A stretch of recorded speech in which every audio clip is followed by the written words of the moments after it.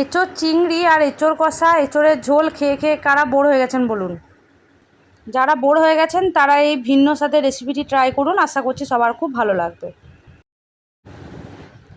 Chilli chicken, chilli পনির, chilli mushroom এসব তো আমরা খেয়েই থাকি। আজ আমি বানিয়েছি এঁচোড় চিলি। তার জন্য এঁচোড়টাকে প্রেসারে একটা সিটি দিয়ে নিয়েছি, তার উপরে একটা ডিম, 1 চামচ কি 2 চামচের মতো বেসন, একটু কর্নফ্লাওয়ার দিয়ে ভালোভাবে মেখে নিতে হবে। খুব একটা বেশি চেপা যাবে না, তাহলে কিন্তু এঁচোড়গুলো ভেঙে যাবে। এর ওপর দিয়ে দিচ্ছি রসুন বাটা, আদা বাটা, সামান্য পরিমাণ হলুদ আর স্বাদ মতো নুন, আর সামান্য গোলমরিচ আর ঝাল লঙ্কার গুঁড়ো। এগুলো দিয়ে ভালোভাবে মিশিয়ে নিতে হবে। তারপর আধ ঘন্টার মতো রেস্টে রেখে দিতে হবে, যাতে এই মশলাগুলো এঁচোড়ের মধ্যে ঢুকে যায়। দেখুন আধ ঘন্টা হয়ে গেছে। একটা কড়াই গরম করে তার মধ্যে এঁচোড়গুলো দিয়ে দিচ্ছি। এঁচোড়গুলো 2 পিঠই লাল লাল করে ভেজে নিতে হবে। এই এঁচোড় চিলি রেসিপিটা আমি গার্লিক বাটার নানের সাথে পরিবেশন করেছি। দুটো কম্বিনেশনই খুব সুন্দর ছিল। আমার বাড়িতে তো সবাই খেয়ে খুবই নাম করেছে। আপনারা বাড়িতে বানিয়ে দেখুন, আশা করছি সবারই খুব ভালো লাগবে। আমরা যারা রান্না করতে ভীষণ ভালোবাসি তাদের কাছে এই নিত্য নতুন রান্নার এক্সপেরিমেন্ট তো চলতেই থাকে। কথা বলতে বলতে এঁচোড়গুলো লাল লাল করে ভাজা হয়ে গেছে।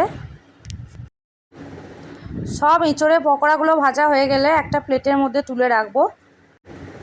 এরপর গ্রেভিটা রেডি করে নেব। এঁচোড় চিংড়ি কিন্তু খুব সহজেই বানানো হয়ে যায়, আর খুব একটা বেশিক্ষণ সময়ও লাগে না।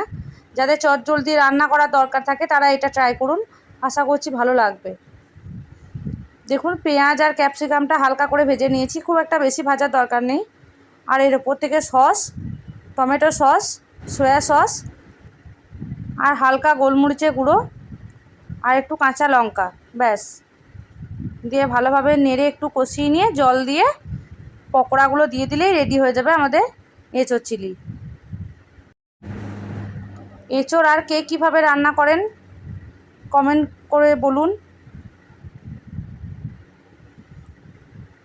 দেখুন স্বাদ মতো একটু চিনি দিয়ে দিচ্ছি, যাতে ঝাল, মিষ্টি এবং নুনের ব্যালেন্সটা ঠিক থাকে।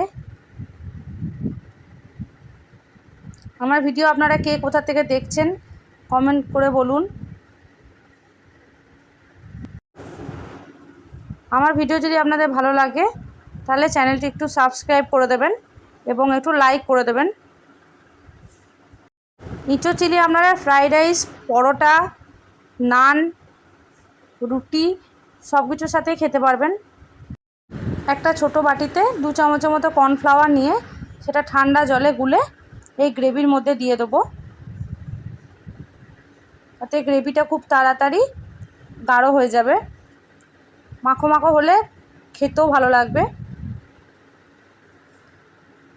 এরপর একটু ফুটে গেলে নামিয়ে নেব। খুব একটা বেশি জল এখানে অ্যাড করতে হবে না, ওই অল্প জল দিলেই হয়ে যাবে, কারণ এঁচোড়টা অলরেডি এখানে সেদ্ধ করাই আছে। দেখুন দেখেই বুঝতে পারছেন যে কতটা সুন্দর হয়েছে খেতে। যারা যারা এই রেসিপিটি ট্রাই করতে চান তারা চটজলদি বাড়িতে বানিয়ে ফেলুন।